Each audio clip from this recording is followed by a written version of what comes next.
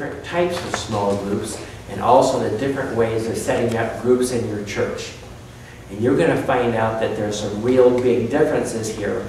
And if you set up things wrong, there are going to be certain things that are going to happen. And if you set them up right or you do things about that, you can straighten that out and make that all work. The first question I really have to you is, okay, what are the different types of groups? Because there are many, many different types of groups. Those of you a little bit older probably remember something about encounter groups. I may remember encounter groups from like the 70s and the 80s and so on and so forth. And in the way of encounter groups, you could have anything. I mean, I remember in some of my psychology books, they had pictures of encounter groups, and they're all naked dancing around or something. And especially in places like Monterey and places, there were all these different groups and these gurus and this new age stuff. And you know, the truth is, anyone can use groups. But we want to use them for the good of the kingdom of God, and we want to use them for God instead of the other way. A lot of things are neutral, and they can be used in wrong ways. Think of one group that is the wrong way. How about gangs? There's a perfect example of groups and how effective a group can be and how much they can pull you together, right? How about cults? Another perfect example. But we want to look at how can we use these for the good of the kingdom of God. And that's what we're going to be dealing with there. Here are the different types of groups that there are. The first one is what's called a task group. We don't think of that much about that. It's used in businesses a lot. They take a whole group of people and they send them to go do a particular job. Remember one time I was working on the Space Computation Center. That was the software that takes care of, tracks everything in space. And we had a major problem. Some observations, that means radars around the world that were tracking stuff, the observations were just disappearing. And so my boss got this one guy, a GS civilian, and said, okay, you take these Air Force guys, these Army guys, these contractors and so on, and go to Cheyenne Mountain and don't come back till it's fixed. Well, that was a task group. Can we agree? Don't you think they had a bit of motivation if they weren't going to get to go home until they got this problem fixed? And so they had to look in the software and figure out what was wrong with the software, and it was just losing satellite observations all over the place, and so the thing wasn't working right. But that's what we call a task group.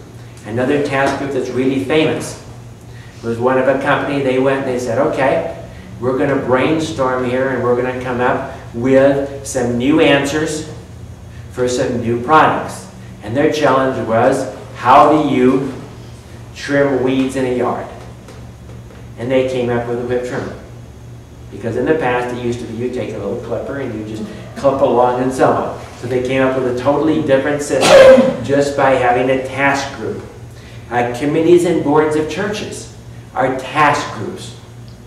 But they're not usually the type we use for evangelism. Then we have fellowship groups. Another term for this are care groups. And this is the way Dr. Cho built his entire church in Korea that is now like 5 million or something. I don't know what the number of it is right now. It was all built out of fellowship groups because he recognized there was such a need for fellowship in the Korean society. Because the men were going off and working many, many hours, and the women were at home by themselves, so he used the women to head up these care groups. And there was such a need for this connection in the society that he did that, and of course they were all built around Christ. And so they reached many, many, many thousands upon thousands of people for Christ using care groups. And there are a lot of churches in America today that are using these care group programs. As I said, our experience with them is that in our society, there are not a lot of people are so busy that the fellowship isn't a high enough priority for these to really take off and do very much. But if you go to what we call support groups, where it's focused on a particular mission or a particular issue, then people will come because the needs are big enough in their life and to be dedicated to that particular thing. Another type is a teaching group. This is where you get into a group and the people are there and they're going to just teach you about this. They communicate knowledge and information through lectures, but other ones are Sunday school, youth, educational programs. Those are still all a group of people that get together to do this. Then we have growth groups. Growth groups are what we are doing here as our demonstration. Because we are taking an area and we're going to try to grow you in Christ, right? We're taking you from here, we're trying to move you from here, and it's in a very spiritual area. Make people more aware of the felt needs and strained relationships. Environment to challenge members to growth in personal, relational, and spiritual lives. Focus on a program of content that encourages growth in marriage, family, work life, self-esteem, codependency. So a lot of these are primarily growing in that area. Now, how would that be different from what we call a support group? Is the emphasis. In a support group, the emphasis is more on support, right? In a growth group, it's more on growth. In a teaching group, it's more on teaching. But they're all basically groups and they all run to the same type of functions and the same type of things. And so if you learn the principles, you can apply what we're teaching here in this class to all of these different types of groups, to basically everything. So therefore, don't think that we just talk about, I'm talking about support groups. No, everything we're talking about applies to other things. You can facilitate a support group, you can facilitate a growth group, or a teaching group, or all the rest of different things. You'll have the skills that you need to do those particular things. Our emphasis is primarily going to be support groups. And this is usually a specific emotional or relationship need. It's a particular area the person has in their life, like drug and alcohol addiction, like sexual addiction, like codependency, like anger management, women's abuse recovery, spiritual healing, all sorts of different ones. But you notice what? They're very focused, and we have two things there. One, we have some sort of teaching, some sort of learning, some sort of sharing to help you progress in this particular area. But the second thing is we have support. Like in our codependency support group. The lady who leads that came here as a codependent over 10 years ago. And she is the most supportive person on the face of the earth. And she remembers names and she remembers people. And I mean, somebody shows up, they haven't been here for 5 years. Wow, great to see you. Unconditional positive regard. What do they need when they're dealing with codependency? That unconditional place that they can be no matter what. No matter where they've been there. They're going to be accepted just the way they are, even if they just missed for 3 years. And so there's this support, but we still have them use books. They still go through the different codependency books and the boundaries books and all of that kind of stuff. And it's a balance between the two. That's what we feel is the best here. What happens if all you have is support, but you don't have any new knowledge? Yeah, eventually you don't get a whole lot of change there. You might be a very supportive environment, and unfortunately you might get addicted to the group. You know, the group, I can't live without my group type of thing. You know, because that's what's making it. It's the people there. And so you can end up even being codependent in a codependent group on the leader, right? And so that isn't the best way and isn't what we're trying to do. We want that real balance there. Another thing about support groups is they're led by facilitators. We don't call them leaders. Why? In the support group, the idea is, same thing with growth groups, the idea is to try to get the people all supporting each other. And the facilitator's job is simply to keep it on track and to keep things going. He or she is facilitating what's happening. They're not directing what's happening. And that is the difference between that and what we call therapeutic groups. In a therapeutic group, you have a leader, a counselor. You have someone who is clearly directing. Now, today we're going to deal with this and this and this. And your problem right here is this. If you think like in psychology, you have a psychologist leading a therapeutic group. If you go to inpatient drug and alcohol, they have therapeutic groups. They have a particular agenda. The leader has an idea what the people need. He's focusing on trying to get them that need. You see the difference in control. In support groups, who is in control? The people in the group. The group is. You're trying to get the group to interact. In therapeutic groups, the leader is in control. And the leader is the one that is going to direct things. And they might just stop and say, no, we're not going that way today. We're going over here. They bring in what they believe the people need. It's a lot more directive. It's a lot more specifically focused. The idea is in a therapeutic group, the leader is an expert.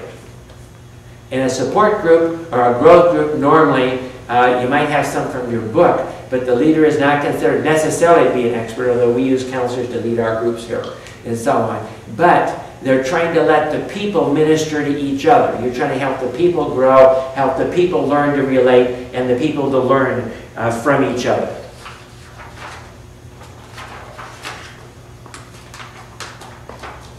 Another type of that is what we might call family therapy. Again, you have a counselor. He's got a whole family here. And he's relating and he's intervening and he's connecting and he's doing other things to try to help that family along and work things out. You're not having the family ministering to the family as much. See the difference? Group counseling is the same kind of thing. You have a group and you or the person leading that group is maybe doing dialectical behavior therapy. Okay? Which basically means to try to get people to move from the two ditches and get them someplace in the middle. That's what that's all about. And the person, though, has been trained in this particular thing, and they are going to now present that and have ideas and have exercises and have different things to help out the people.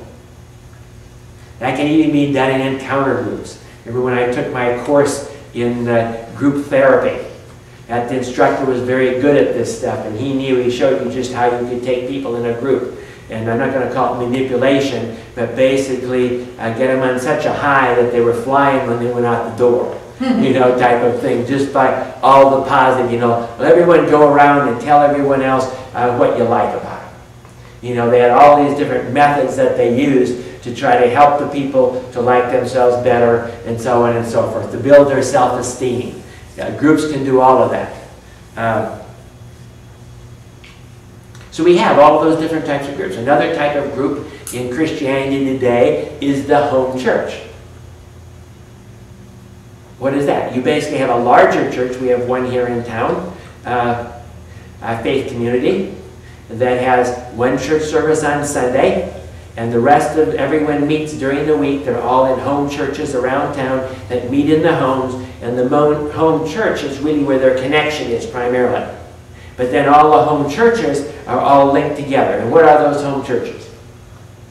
They're basically groups that are working together, that are supporting each other, that get to know each other, that do stuff together. Think of Jesus. We talked about this before, but Jesus, his disciples, his group of 70, all of that in the early church, they went from house to house sharing bread. So let's face it. We have all these things today, but Jesus had them all a long time ago.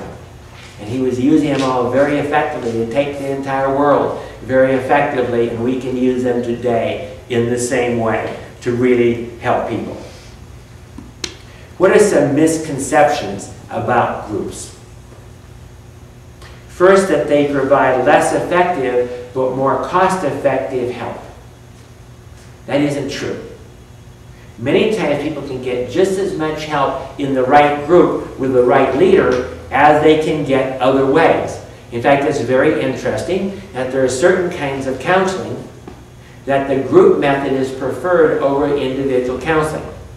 And that's in drugs and alcohol, that's in sexual addiction, that's in working with pedophiles, that's in working with codependency. All of those type of things, groups seem to be more effective. Why? Because the people in the group will confront the other people. And because of that confrontation, and they'll listen because they've been there. So there's certain things, domestic violence is another one. where the courts prefer people go to a group rather than seeing an individual counselor. It just seems to be more effective, especially when there's a lot of shame involved, because they find out, you know what? Maybe I'm not so abnormal as I thought I was. There's 15 other guys right here, or 15 other people right here. They're struggling with exactly the same thing I'm struggling with. So sometimes groups are the more effective and preferred way to go. They can only deal with easy problems and reasonably healthy people. But from the list I just gave you, you can see how clear that's not the case. That they're primarily used in very dysfunctional things. In fact, in mental hospitals, what do they primarily use? Groups. You might have some individual, but it's mostly groups.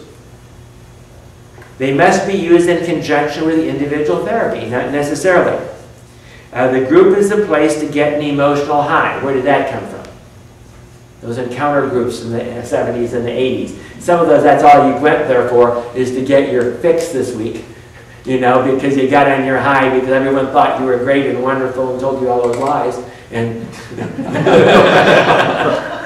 to make you feel good. The goal of the group is to leave feeling close and good about all the other members of the group. Again, that's the encounter group. That's where all those ideas came from. Groups are places where people confront you, tear you down, but not build you up. Where does that come from? Well, there are some groups that have been used that way. There's a type of grief therapy that's used in Europe. I don't think we even allow it to be used here. And it's so bad that basically you have to sign a deal that you won't kill yourself before you start this type of therapy. Seriously. Because it is that confrontational. But in certain cases, that's about the only thing that can break a person out of being stuck in grief. So there are some bad experiences, but what do we expect? You as a facilitator will never let that happen. It's your job to make sure that no one gets tore down, put down, chopped up, and spit out in the process. It's your job to intervene, to set boundaries if necessary, to stop that from happening in your group. Groups make people more unhappy and miserable when their problems surface. Not in the long run.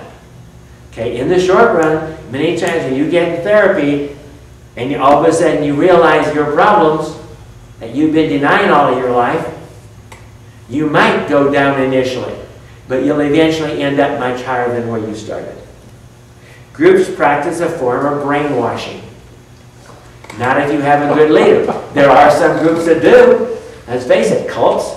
Yes. They use groups. See, all this stuff is really true to a certain degree if you get in the wrong type of group with the wrong leader. So that's why some people are afraid of groups. Only people who are sick seek groups. All have sinned and come short of the glory of God. How many of us have problems? All raise your hands. Yes. Rejection is an ever-present danger in attending a group. Not if you've got a good leader. Good leaders should be very careful with that.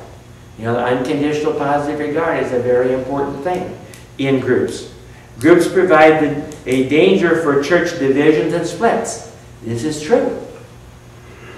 But what's the situation? If you have good leaders, and if you keep track of your leaders, when we first started support groups here, I went around to each group and visited them about once a month. And I sat in on the group. Because we didn't have that much confidence in new leaders and so on, you didn't know what could be going on. Now I have so much confidence in my leaders, I don't really need that. I can just get supervision reports of what they're doing because we know they're solid, we know they're loyal, we know they're not playing those type of games. Even though a number of our leaders don't even belong to this church. People can become over-dependent on the leader, only if the leader allows them to. Groups present a significant liability danger for churches. Not really true. Pastoral counseling probably has more liability than a support group if you advertise it as a self-help group, because you're not saying you have any expertise, you're not saying you know anything. Counseling has a much greater liability than any support group in the church. Groups should be free and not take an offering. Not true. We take offerings in all of our groups here at the church. Because we say, what happens is you can turn in on yourself.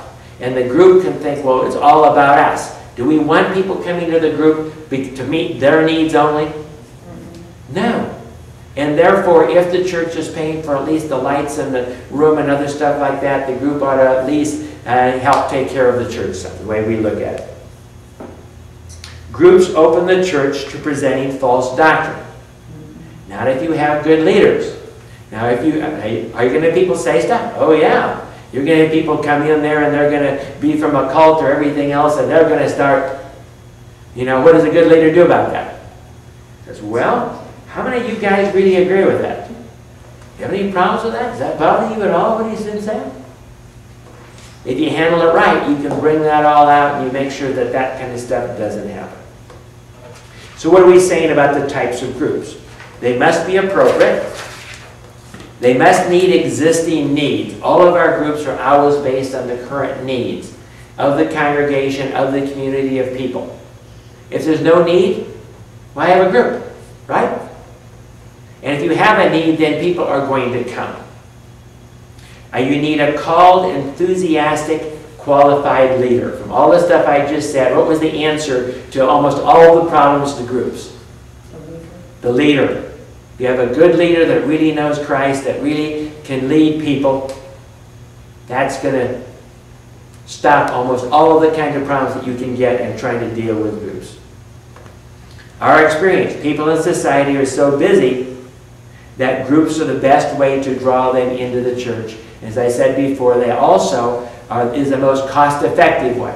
I, as a counselor, in 1 hour can either lead a group of 20 people and help them all, or I can help one person. It's just much more cost-effective. Also, you don't have to have people that have degrees to be leading your groups. You can have very effective people. This lady I referred to in our codependency group has no degrees whatsoever, has never taken a course, except my life. And going through the books and so on and learning for herself of what to do in her own life and helping herself to grow, because she's been there. You can get a person who has been there, who has now been delivered, and they can help other people, even if they haven't taken a lot of courses. But if they don't have training, you need to give them supervision and help them to learn the kind of stuff that we're teaching you here in this course. And I think that we've done for people like that is we've made up actually videos of parts of this course, the essential parts, and said, you got to watch this before we make you a leader. Because we want to make sure they get the kind of stuff that we have here. So what are the questions that you sort of need to ask yourself? What types of groups does my church or community need? What kind of groups does a church have? What are you called to do? Because you got to sort of sort this out. You said, okay, we mentioned a lot of groups. You can do any one of those. Whatever's most effective. But what do your people need? That's sort of the critical thing. Benefits and liabilities. Benefits to the member, to the leader, to the community, to the church. Liabilities to the member, the leader, of the community. There are both. But we believe that the positives far outweigh the negatives, and if you have good trained leaders, you're not going to get into those negatives. But now we have a problem. How do you set this up in a church? There are 3 basic systems that are used within churches, and they all have their positives and their negatives of how you set it up. And by which system you use, we can almost predict what is going to happen to your group system in the church. The first one is called the appendage system. That's 10 to 20% of small group systems in America. It's overseen by a lay person. The pastor permits announcements. Other ministries are seen as more important. It involves no more than 10 to 15% of the people in the church. It ends when the lay leader leaves. Why? It hasn't really been embraced by the church, has it? So therefore, you have a person with a passion, because they got help through groups or whatever, and they come and the pastor says, well, okay, you can have that room over there. And yeah, you can make some announcements and put it in the bulletin, do what you want to do, but how much support does it have from the pastor? Very little. But it might have some. The pastor could be very supportive, but the problem is it's not seen as the main part of the church. It's not seen as to what's going on in the church, and therefore it's an appendage. It might help get people saved. It might draw people into the church. There's nothing wrong with that. But unless it's really embraced by the church, the tendency is going to last like 2, 3, 4 years, or as long as this lay leader can keep working, and then eventually it's going to die out. So here's how to overcome those drawbacks. Here are different ideas if you're using the appendage system to make it work in the church. The first one is get a steering committee for the groups that have top people in the church, elders and deacons and pastors that are on that steering committee. Because why? As they see it working and their involvement, they're going to be protecting and helping make this thing really go in the church. Include at least 2 members of the church's governing body, whatever that is. Therefore, you have representatives. Update the pastor on ministry benefits. You know, tell him. We had, so like a few weeks ago anyway, in supervision, people brought up that 10 people had been saved through the counseling center. And so we turned that in as salvations. Keep a record of testimonies, different people that have been helped. So when you get a chance to talk, you can go up and say, you know, this happened and this person is here. Hey, come on up here and tell them what happened. Train an assistant to continue the ministry. Wouldn't it be a good idea? See, our requirement here is 2 leaders and 5 people that are dedicated to this particular support group before we'll start one. Because we need to have that second person. If the person is sick or if the first person leaves, there's somebody else to continue the ministry on, right? Invite and encourage the pastor to periodically attend the support groups or your supervision meeting or whatever kind of meetings that you have. Because all of those things help. Now, the reason we don't have an appendage system here at Word of Life is because I happen to be a pastor here at Word of Life and one of the associate pastors, and therefore we have leadership over this particular area that's involved in the boards and involved in the other parts of the church. So therefore, we have existed now for about 15 years, instead of the 2 to 3 that an appendage system would have. So we're more of what's called the incorporated system. And this is your second choice, and this is the one that's used most of the time. 80 to 85% of small group programs, they're usually care groups instead of support groups though, are the incorporated system. Small groups along or among many other church activities that members participate in.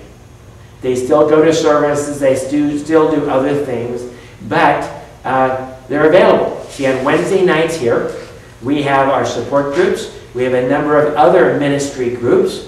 In fact, that's what we've gone to right now, is all Wednesday night is total groups now. It was, we had service plus certain groups. Now they've taken the service, broken it down into like groups for new converts, groups for leadership, groups for other things. So the entire church now is groups, but the support groups are a subset of the total groups that the church has operating on Wednesday nights. The pastor considers groups important and equal to others. Designated staff members oversee the entire program. 20 to 50% participate from the congregation. I don't think we're, well, 20% we're probably. But of course, we also bring a lot of people in from the outside. Most of our support groups here are like 75% from outside of the church, or people from other churches that we minister to, but some of them then eventually, as they get saved, some of them come to this church, but we're not necessarily pushing that they have to come to this church. Meet the pastoral care needs of the participants. Usually plateaus in 2 to 3 years, 2 years, and declines. So again, a problem. If you see that you're doing this, everything is building, wow, we're getting all these groups and everything. If you don't have a few other things we're going to talk about, it'll tend to go back down and decline until you just have a few groups in your church. A doctrine sometimes seen as so the decline is sometimes seen as a failure. Well, we had this great and wonderful ministry. We used to have 10 or 15 groups. Now we're down to 5. How do you overcome those? Again, a steering committee. Communicate with the staff and the congregation. Help the staff to view groups as an essential tool to accomplish their ministry goals. Have groups in the church brochure. Visibility is a lifeline. What they're saying, if you're not visible, people don't know about the groups. If the pastors that talk about it from the pulpit, you have to have that. Testimonies during appropriate events. And here's the critical thing. Enlist new leaders and new groups to stop the turn down. How did we end up having Word of Life Institute here where we train Christian counselors, coaches, and support group leaders? Because we had to. In other words, if we don't have new people coming in, as people, pretty soon they're all going to be 85, and quit doing the groups. We have to have new blood coming in, new people with new ideas for new support groups, new leaders, new counselors, because everybody isn't going to do this for the rest of their life, right? So you need that lifeblood coming in. Or you need to have some other source in the town where people are getting trained to come into your church. And we provide that for other churches, the people here that aren't from our church. Okay? Guess what? We're training you to go to your church and to be able to do these kind of things in that church. And we're providing lifeblood into their ministry to help them to continue having these kind of things there. See, the turn down is an opportunity for new leaders and groups. It just means we got to recruit more people for Word of Life Institute. We need to train more counselors if our numbers of counselors is going down, right? Develop a multi-tiered structure, meaning that there's some place for people to go. It isn't, well, you're just going to do this. You know, a lot of churches, what? It's the nursery and the Sunday school. What happens if you ever volunteer for the nursery or the Sunday school? Never get out. You're there for life. No. They're never going to let you go. You're stuck until you either burn out and leave the church, or you get so mad you quit. We don't want that. We want people to be able to shift around in different ministries as God calls them to something else. Our belief here is God will provide the people that we need to do the things that we really need. The last one is called the integrated system. Members go to church on Sunday and groups during the week. This is like Faith Community here, where they have those home churches and so on. Less than 1% of churches, only one in town that I know that does this. 80 to 90% of the church is involved because that is their church.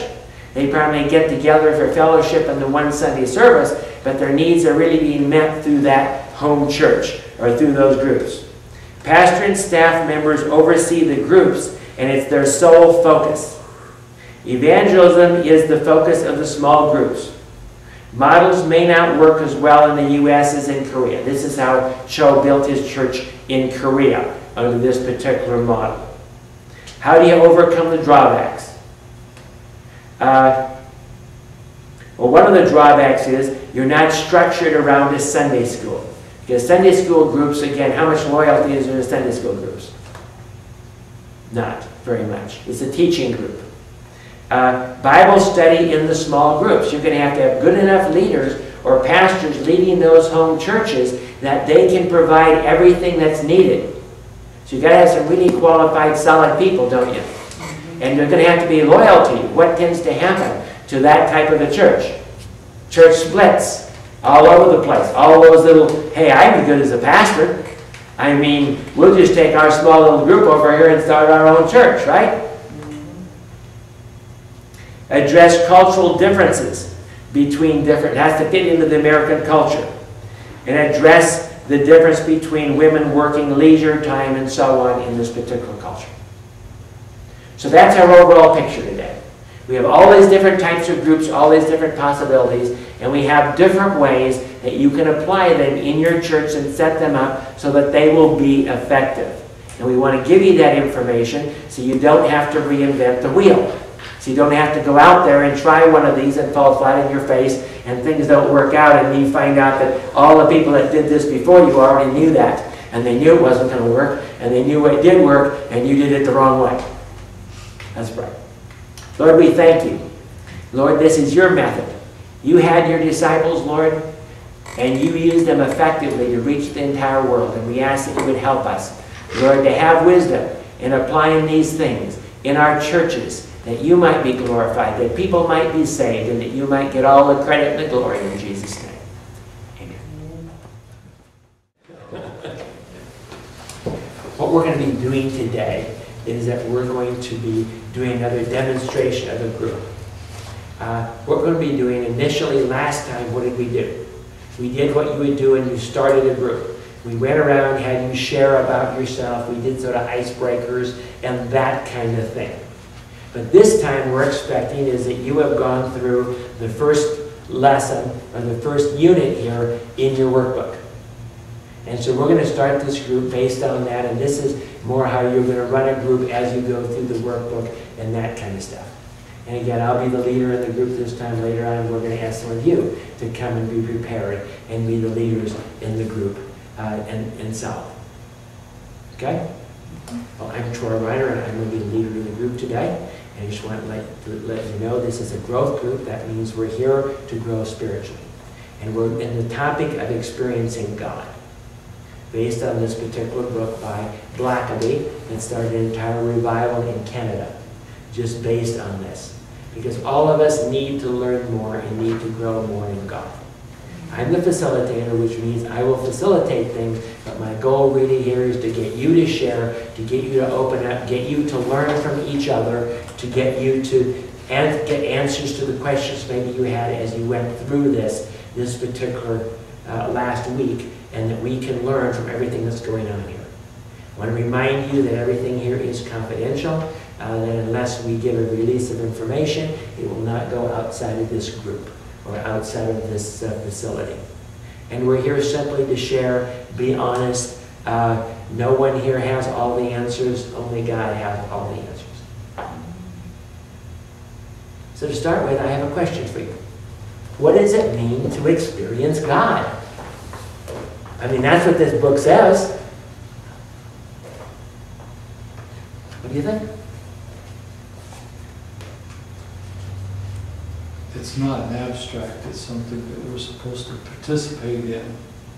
It's a relationship, not just a intellectual, but it's experiential. God responds to things that we do. We should respond to things that God does. And in so doing, we're experiencing God. Relationship. Mm-hmm. There are certain things that you can't learn just from being taught.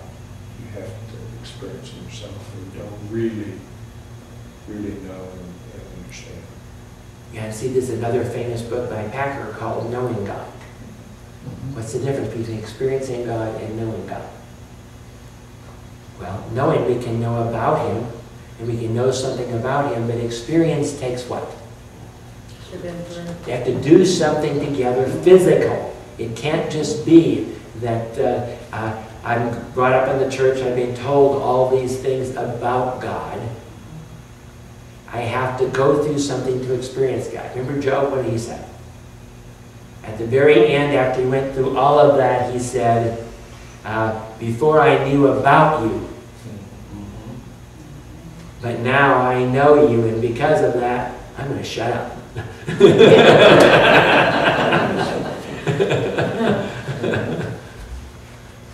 So what are some ways, up until now, you've experienced God? There are all sorts of different ways.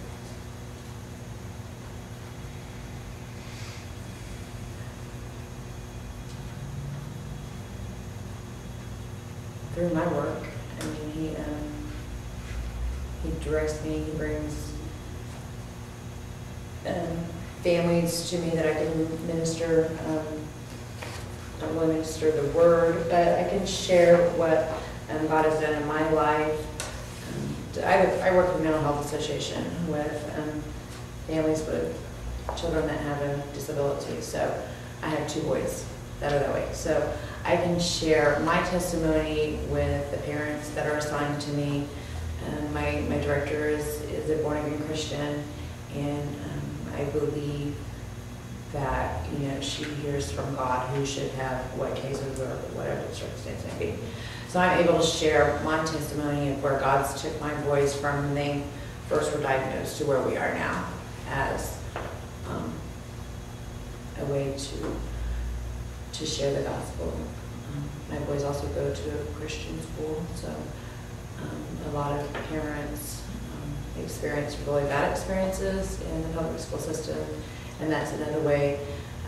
I've talked to the pastors of the school and the church and asked them, because the kids that I deal with are a little different than what you would call a normal child, and we've come to an agreement that they are the pastors of the church, they're the principals of the church, and it's just for me to share what my experience has been with God, and then they take over from there, whether it be they can lead them to the Lord or accept them, their children, into the school, or to invite them to come back to church. So I'm hearing you say is that your experience as God helping you with these kids is your experience with God. So you're working for God or with God to a certain degree, and then your experiences with God. And of course, that's the tact of this book. The idea is if you don't get working with God, you can't experience God. What questions do you have? You've gone through this today. Rather than me just go through some of the questions in the text, I'm more interested in the particular things that struck you as you went through this particular week, as you studied through your 5 lessons of this first unit. What questions came to your mind?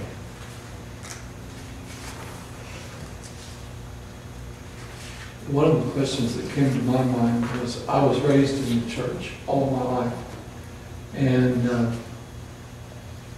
I began to wonder how we got to the point where we began to do things and then ask God to bless it rather than to be in cooperation with Him and see His blessing all the time. I've experienced the church from birth. I was born on a Sunday. I was at church on Wednesdays, and I was born in the parsonage, you know. So I've been in the church all my life, and I've seen the church change a lot. But I still see the church as a whole with this thing of, this is our ministry, God bless it, rather than, God, what would you have us to do, and how can we experience this with you? And I was asking that question of myself, and some of the things that I read, you know, Him being the vine, and us being the branches, how have we gotten to the point where we almost are disconnected and not bearing the fruit that He says that is supposed to be on the vine? That's pretty good, because my question was, it's so good. My question was, is when I started about learning to be a servant of God, my first question was, wow, how do we do that? Because me, I've done it my way, really. I assure you, He's the best all the time. And so that was my biggest question, was how to become a servant to God. And the manifestation that has to come in ourselves for us to allow God to mold us and shape us into the vessel that Okay. we can serve Him. What answers do you have for it? Well, the class that you taught last trimester was really good about the fact that Revelation sets you free. The fact that running into the brick wall ought to wake us up to the fact that we can't do it. And then we have to rely totally upon Him. If, you know, I don't want to be a master of methods. I want to be able to hear clearly and operate in what he's instructed. You know, I went through the church age where it was bus ministry. Everybody had to have a bus or you weren't a successful church. And so everyone went out and bought, it was a great boom for the bus ministry, for the bus industry. Because they couldn't produce buses fast enough. Because if you had a parking lot that was more than 20 foot long, you had a bus parked in there. And yet, that bus ministry wasn't for everybody. But because somebody had a success with it because God moved on them for it, everybody else wanted to jump on the bandwagon and go buy a bus. They didn't even have a bus driver. They didn't have anybody that was going out there knocking doors and saying, you know, will you ride the bus? Would you like for us to come by and pick up your children and take them to Sunday school? Are your children saved? Is your family saved? But they had bus sitting in their parking lot. Now, are you saying that maybe everyone having a support group is not of God? I'm not saying that without a good leader, I'm saying that would not be a good thing to do. Yeah, what I'm saying, what I'm agreeing with you on is no. It has to be God telling you to do it, and then you do it in godly ways, and then we do it in the wisest way we can. Everybody isn't called to be a support group leader, even though it can be a very effective ministry. You might be called to be a counselor, you might be called to be a coach, you might be called to be in the Sunday school. You might be called to be the pastor of the church. And that's one of the problems of being a servant. What does a servant do? What their master. And if the master doesn't tell him to do anything, what does the servant do? Waits upon nothing.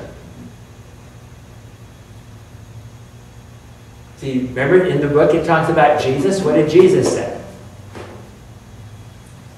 I do only what my Father tells me to do. And that's a critical thing. In my own life, what I found out is that it's a slightly different slant, but it has the same problem. Okay? The slant is this. I want to do something great for God. Is there anything wrong with that? Yes. Yes, there is. There is something. For God. Because I'm doing something for God, that means I'm here and God is there. And it means that, now why do I want to do something great for God?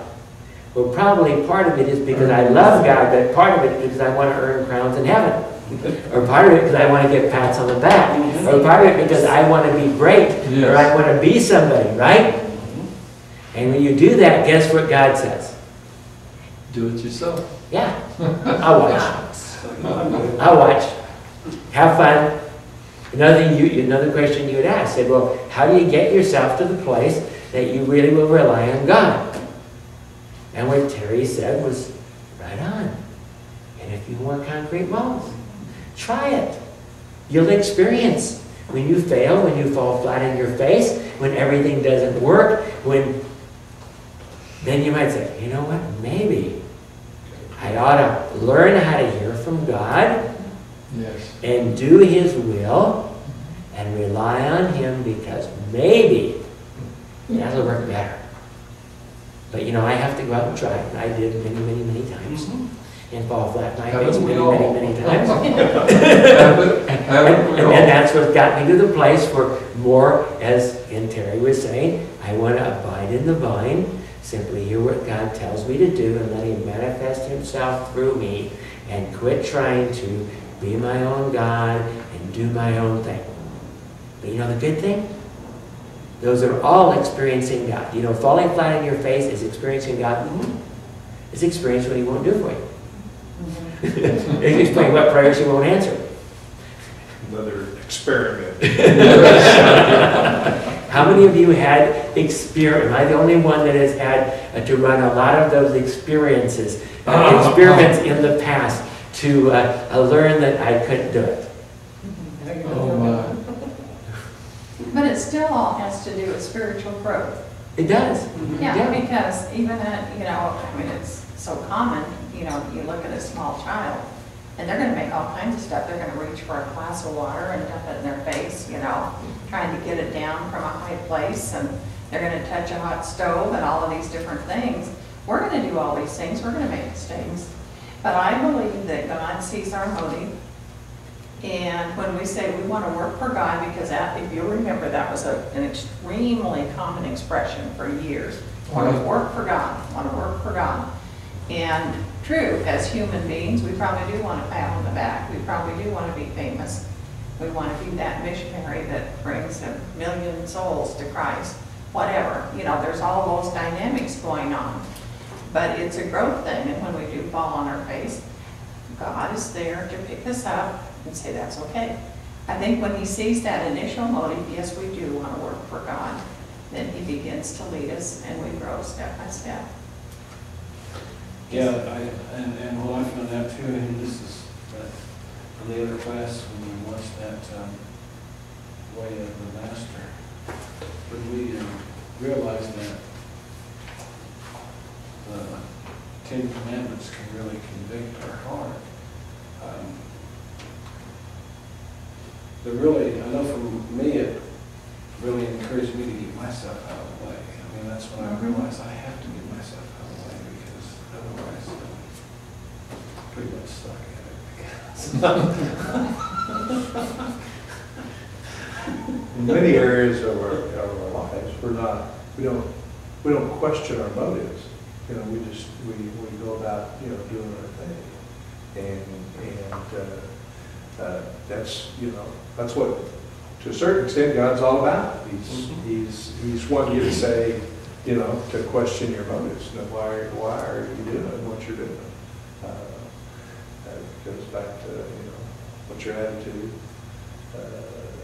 and what's the true motive. And it takes some experience to start, you know, questioning what those motives are, to bring yourself to a point where you can recognize what your true motives are. And that's something you have to learn through experience. When I was thinking about this lesson and everything, I began to think about my son. And I used to work cattle, and so I learned how to use a bullwhip and make it really crack and make a big sound and everything. And I had got a couple of little baby goats, and I thought that they were cute, and they were cute. But then they got big, and my son would go out on the front porch, and this billy goat would just drop his head and knock him off the porch. And, you know, I had this old bullwhip that I'd used to work cattle, and that billy goat got up on the porch, and I pulled that thing out of the closet, and I just cracked that billy goat across the backside, and he jumped out in the middle of the field, and you know, whenever he saw that bullwhip, he would stay off the front porch, and so Stephen could play out on the front porch. So I decided I'll just lay the bullwhip across the steps of the front porch. Maybe the goat won't try and pass the bullwhip. So I laid the bullwhip out there on the front porch, and I heard the billy goat out there, and so I got up and walked to the door. And I saw my son still out there in the diaper. But he had hold of this bullwhip, and he was trying to crack that bullwhip towards that goat. Now, the goat knew that baby didn't have the expertise to crack that whip across his backside. So he was just dropping his head and coming up the stairs anyway. But I saw he was trying to emulate me. And I stepped out on that porch because that goat's not going to mess with my baby, especially when he's trying to act like me. Now, he wasn't doing it right, probably had no business doing it at all. And I asked God, I said, how many times have you had to step out on the gates of heaven and push the forces back when I was doing something I really had no business doing at all. Just trying to experience it the way you would do it if you were here. And I know you are. But it makes me reflect on that and think about experiencing it with him, taking it, you know, taking Stephen by the hand and showing him how to do it. Letting him mature to the point that he's able to do it before you send him out there to do it on his own. And I think, I'm wondering, how far have I experienced and how far have I matured?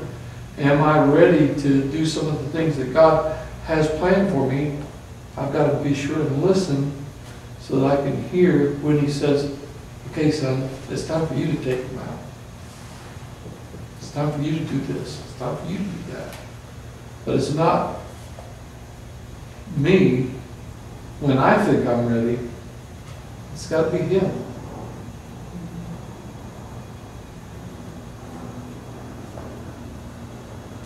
How many of us would all like to just have God say, here's your life, do this, do this, do this, do this, do this, do this, do this. Give you the entire roadmap.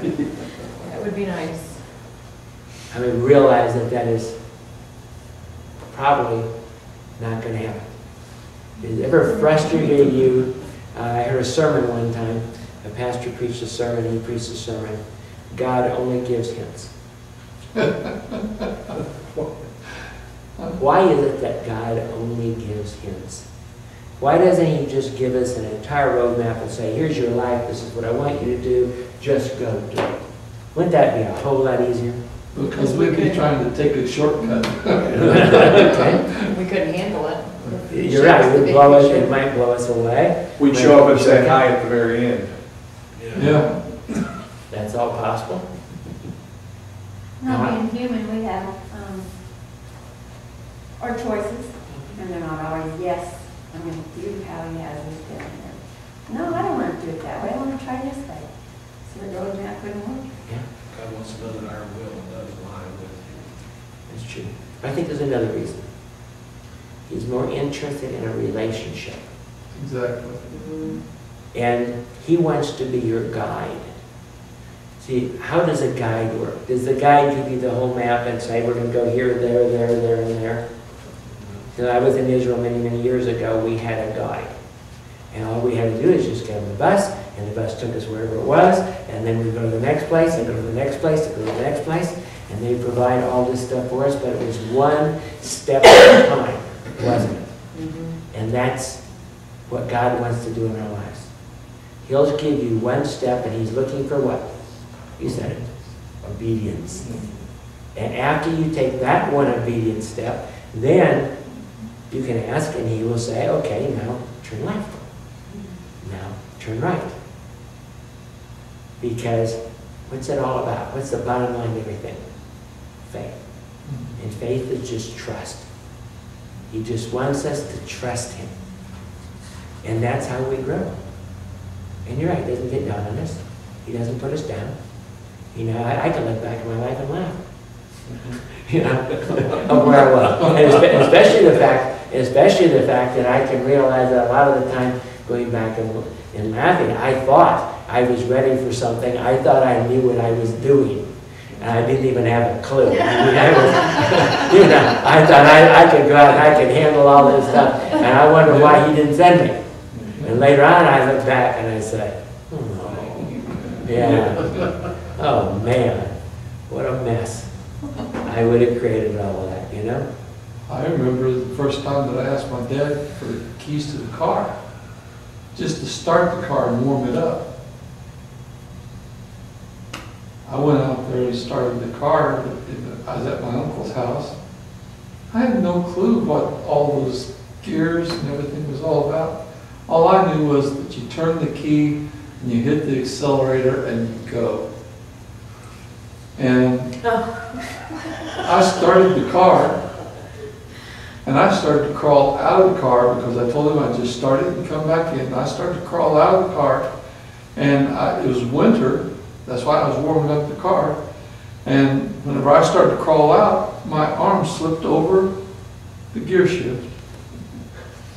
And it didn't slip into gear, it just slipped into neutral.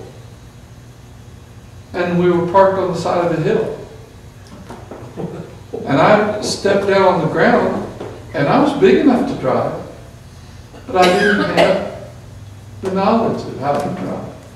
And the thing started rolling backwards, and I'm out there trying to stop this car from rolling down the hill from outside the car. I could have, if I'd have known what the pedals were for, I could have gone in and stepped on the brake and stopped the car. Or I could have put it into park and it would have stopped the car. But I didn't know any of that, so I'm out there and I've got my hand against the door and I'm in the doorway and I'm sliding down the hill holding this car, trying to keep it from rolling down the hill. And I'm screaming, help! Help! Because it's not working. This car is bigger than I am. Back then, it's made of metal. Yeah.